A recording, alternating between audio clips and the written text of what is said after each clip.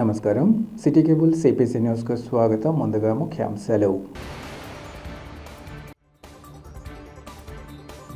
ఇటీవల వరదల వల్ల తీవ్రంగా నష్టపోయిన బాధితులకు టీడీపీ పోలిట్ బ్యూరో సభ్యుడు శ్రీనివాసులరెడ్డి అండ. ముఖ్యమంత్రి సహాయ నిధికి 20 లక్షల చెక్కును అందజేత.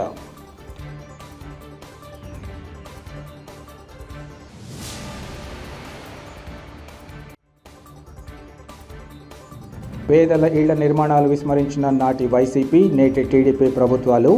ఆయా పాలకులపై కాంగ్రెస్ పార్టీ సీనియర్ నాయకుడు నర్రెడ్డి తులసిరెడ్డి మండిపాటు.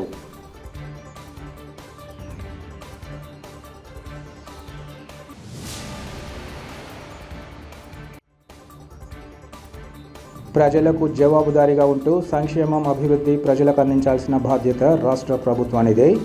కూటమి ప్రభుత్వ తీరుపై వైసీపీ కమలాపురం నియోజకవర్గ ఇన్ఛార్జ్ నరేన్ రామాంజుల్ రెడ్డి ఆగ్రహం.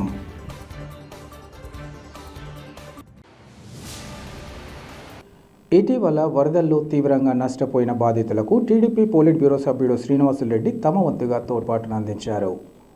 ఈ మేరకు శ్రీనివాసులరెడ్డి ముఖ్యమంత్రి చంద్రబాబు నాయుడును కలిసి ముఖ్యమంత్రి సహాయ నిధికి 20 లక్షల రూపాయల చెక్కును అందించారు. ఈ సందర్భంగా శ్రీనివాసులరెడ్డిని ముఖ్యమంత్రి అభినందించారు. వరద బాధితులు త్వరగా కోలుకోవాలని ఆయన ఆకాంక్షించారు. అలాగే మాజీ సర్పంచ్ టి కృష్ణారెడ్డి రాష్ట్ర విద్యాశాఖ మంత్రి నారా లోకేష్ను కలిసి సీఎం రిలీఫ్ ఫండ్కు తన వంతుగా 5 లక్షల రూపాయలను అందించారు. ఈ కార్యక్రమంలో టీడీపీ నాయకులు ఎద్దుల శంకర్, కర్నాటి అమర్నాథ్ రెడ్డి, ఆకుల బాలకృష్ణ, జానకిరామ్, శశికుమార్, మదన్, రమేష్ తదితరులు పాల్గొన్నారు. మాదక ద్రవ్య రహిత సమాజం దేశ ఔన్నత్యానికి ప్రతీక లాంటిదని వేంపల్లె వైఎస్ఆర్ వివేకానంద ప్రభుత్వ డిగ్రీ కళాశాల ప్రిన్సిపల్ డాక్టర్ యోగాంజనేయులు తెలిపారు. వేంపల్లె పట్టణంలోని వైఎస్ఆర్ వివేకానంద ప్రభుత్వ డిగ్రీ కళాశాలలో ఎన్ఎస్ఎస్ యూనిట్ మరియు విభిన్న స్వచ్ఛంద సంస్థల సేవా సంస్థల సహకారంతో మాదక ద్రవ్యాల నిర్మూలన వల్ల కలిగే ప్రయోజనాలను వివరిస్తూ అవగాహన సదస్సును నిర్వహించారు. ఈ సందర్భంగా ప్రిన్సిపల్తో పాటు స్వచ్ఛంద సేవా సంస్థల నియోజకవర్గ కన్వీనర్లు మాట్లాడుతూ మత్తు పానీయాలు, మాదక ద్రవ్యాలుగా ఎంచబడుతున్న గంజాయి, కొకైన్ వల్ల కలిగే దుష్ఫలితాలను వివరించారు. మత్తు పదార్థాలతో యువత భవిష్యత్తు అంధకారమవుతుందని అన్నారు. విద్యార్థులు అటువంటి వాటికి దూరంగా ఉంటూ తమ భవిష్యత్తును తీర్చిదిద్దుకోవాలని కోరారు. అనంతరం విద్యార్థులను మత్తు పదార్థాల నుంచి విముక్తులు కావాలని రహదారుల వెంట ప్లకార్డులతో భారీ ర్యాలీని నిర్వహించి 4 రోడ్ల కూడలిలో ప్రతిజ్ఞ చేయించారు. ఈ కార్యక్రమంలో ఎన్జీఓ నాయకులు సుబ్బయ్య, శంకర్, విజయ్ కుమార్, వీర నరేష్, ఇంకా NSS programme officer doctor Obul Reddy, Malleswaramma, doctor Nagalakshmidevi, PD Tejendra, ఇంకా విద్యార్థులు పాల్గొన్నారు.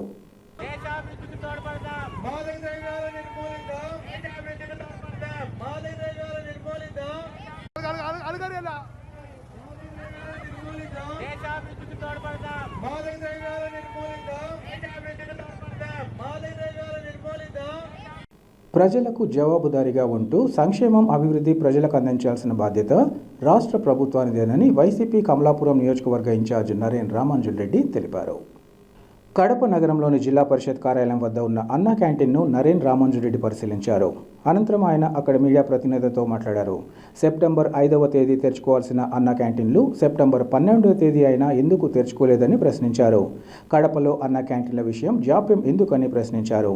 అసలు చంద్రబాబుకు మంచి పేరు తెచ్చింది అన్నా క్యాంటీన్లేనని ఇప్పటి వరకు ప్రారంభించకపోగా ఇక సూపర్ 6 పథకాల అమలు విషయంలో ప్రభుత్వం ఏ విధంగా ఉంటుందో ప్రజలే అర్థం చేసుకోవాలన్నారు. రాష్ట్రంలో కూటమి ప్రభుత్వం అధికారంలోకి వచ్చి 92 రోజులవుతున్నా ఇప్పటి వరకు ఏ పథకం అమలు కాకపోవడం దారుణమన్నారు. అయితే ఈ ప్రభుత్వం 92 రోజుల్లోనే ఆర్బీఐ దగ్గర 19,000 కోట్ల రూపాయలు అప్పులు చేసిందని, ఆ మొత్తం ఎవరి జోబుల్లో వెళ్ళిందని ప్రశ్నించారు. గత ప్రభుత్వంలో జగన్మోహన్ రెడ్డి మేనిఫెస్టోను ఒక గ్రంథంలాగా భావించి కాలం కంటే వేగంగా అమలు చేశారని, కరోనా కష్టకాలంలో ప్రజల ఇళ్ల వద్దకే సంక్షేమ పథకాలను అందించిన ఘనత జగన్మోహన్ రెడ్డిదని తెలిపారు. అయితే ప్రస్తుత టీడీపీ ప్రభుత్వం సూపర్ 6 పథకాలు అమలు చేయకుండా వాయిదా వేసే విధంగా కారణాలు వెతుకుతుండడం బాధాకరమన్నారు. ఇప్పటికైనా అన్న క్యాంటీన్లను వీలైనంత త్వరగా ప్రారంభించాలని ఆయన డిమాండ్ చేశారు.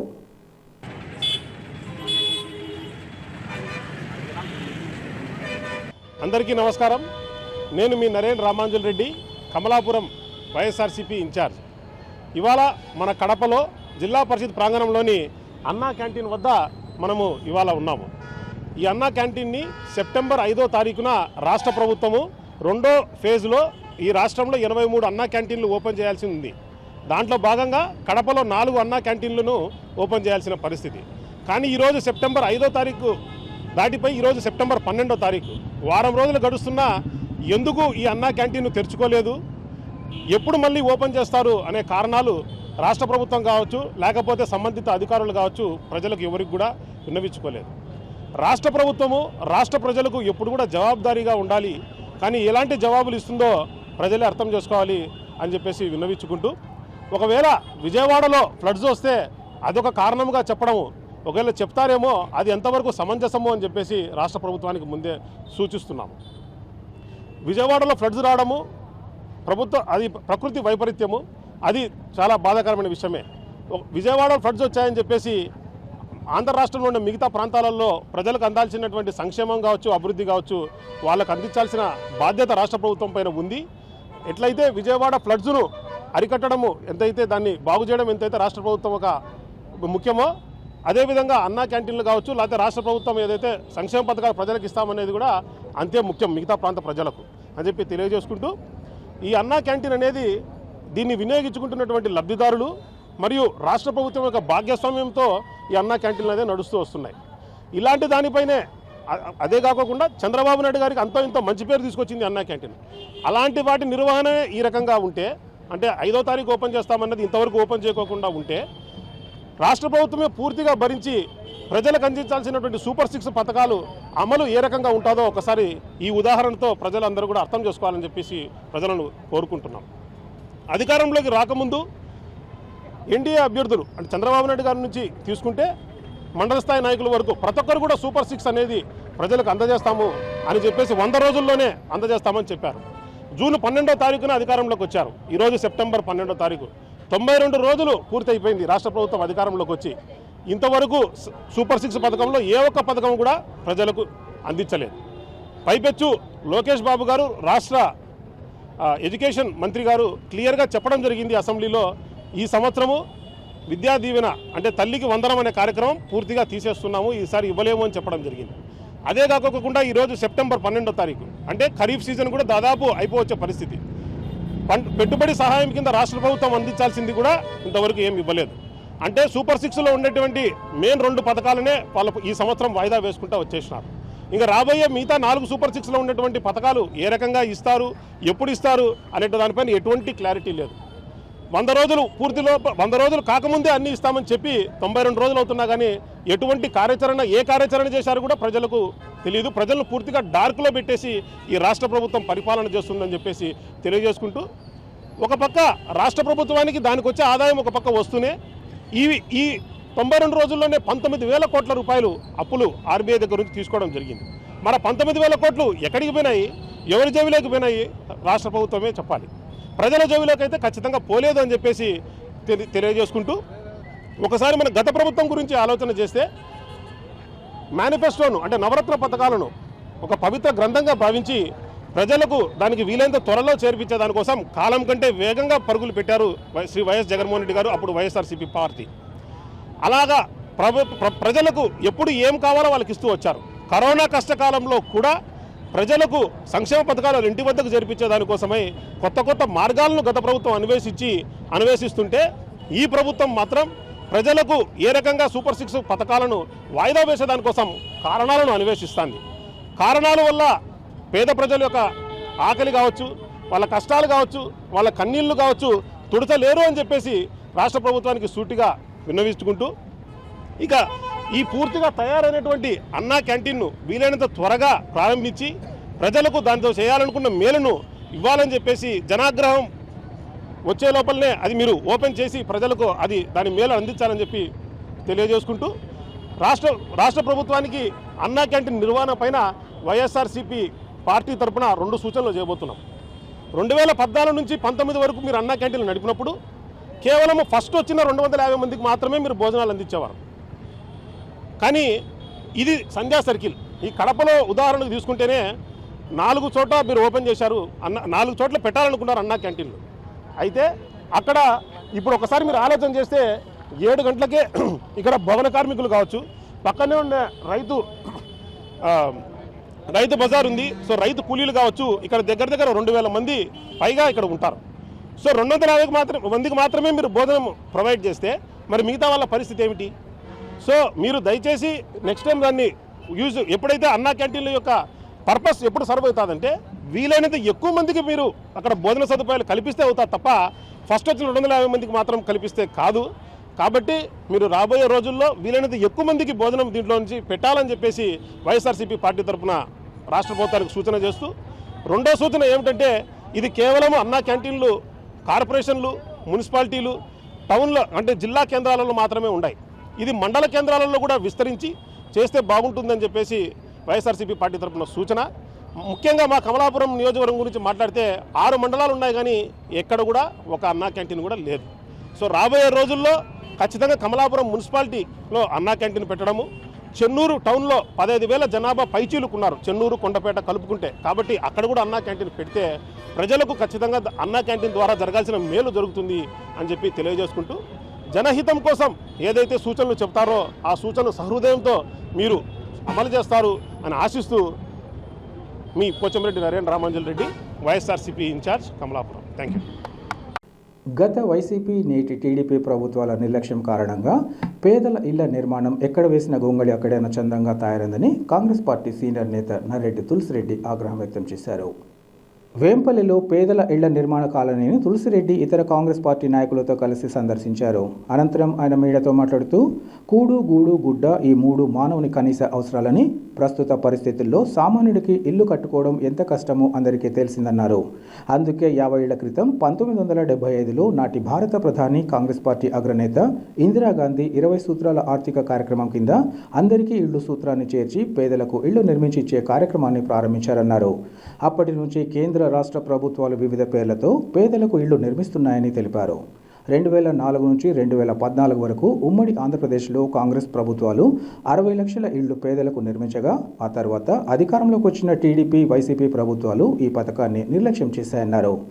వన్ టైం సెటిల్మెంట్ పేరుతో ఇప్పటికే నిర్మించి ఇచ్చిన ఇళ్లపై 5,000 కోట్ల రూపాయల పేదల నుంచి వసూలు చేశారన్నారు. గత వైసీపీ ప్రభుత్వం 5 ఏళ్లలో 25 లక్షల ఇళ్లు నిర్మిస్తామని మేనిఫెస్టోలో చెప్పి కేవలం 1,00,000 ఇళ్లు కూడా నిర్మించలేదని తులసిరెడ్డి ధ్వజమెత్తారు.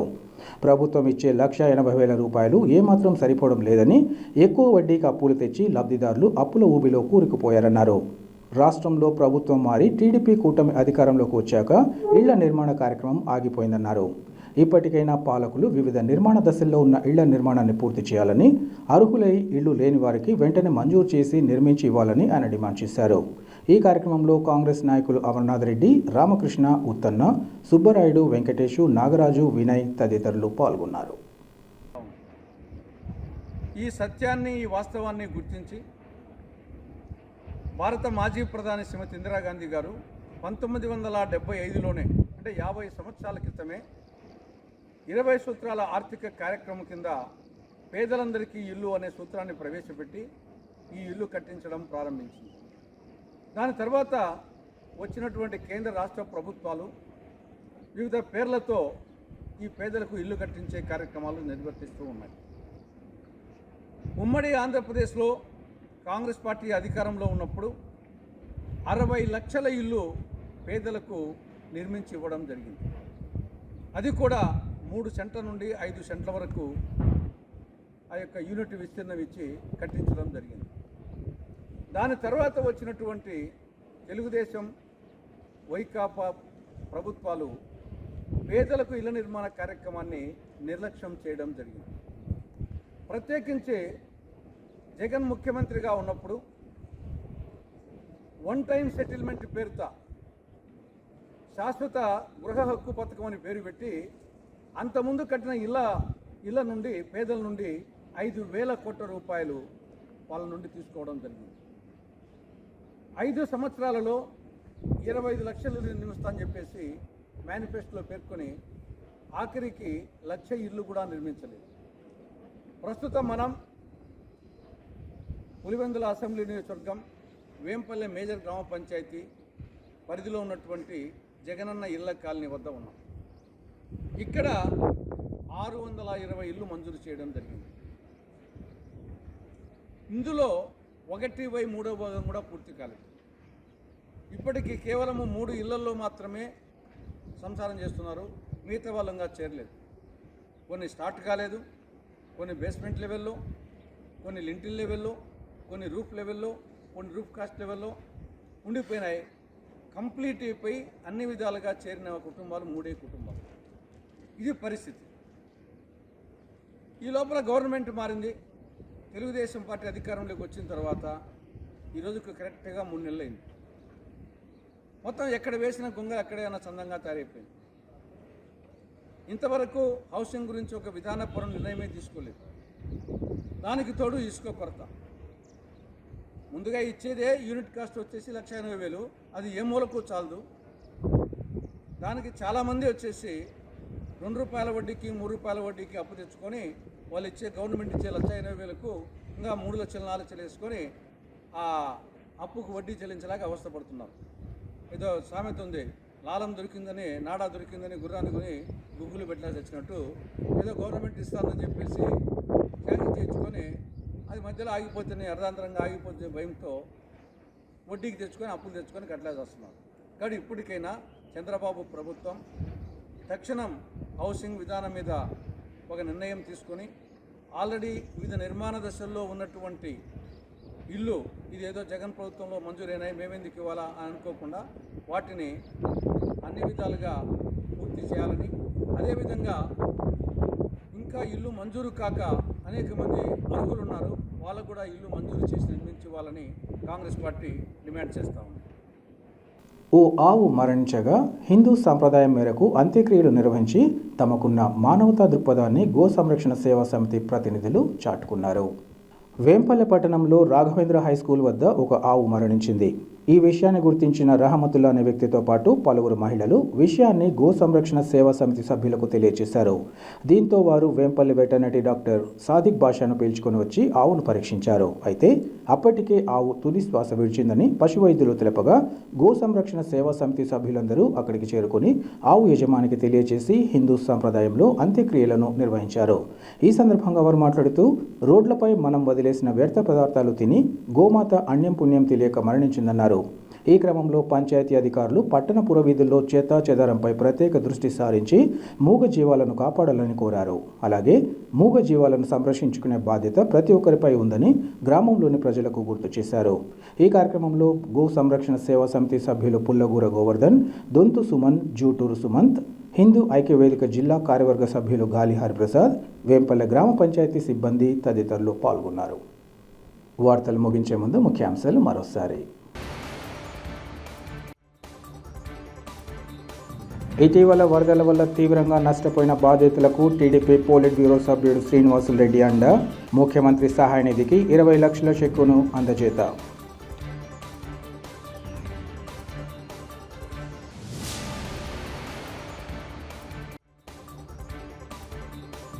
పేదల ఇళ్ల నిర్మాణాలు విస్మరించిన నాటి వైసీపీ, నేటి టీడీపీ ప్రభుత్వాలు, ఆయా పాలకులపై కాంగ్రెస్ పార్టీ సీనియర్ నాయకుడు Narreddy Tulasi Reddy మండిపాటు.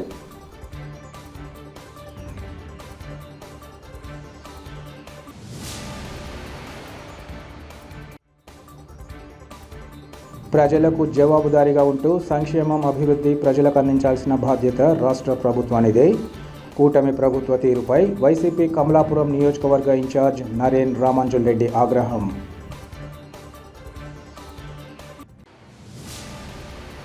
City cable CPC news ఇంతటితో సమాప్తం. నమస్కారం.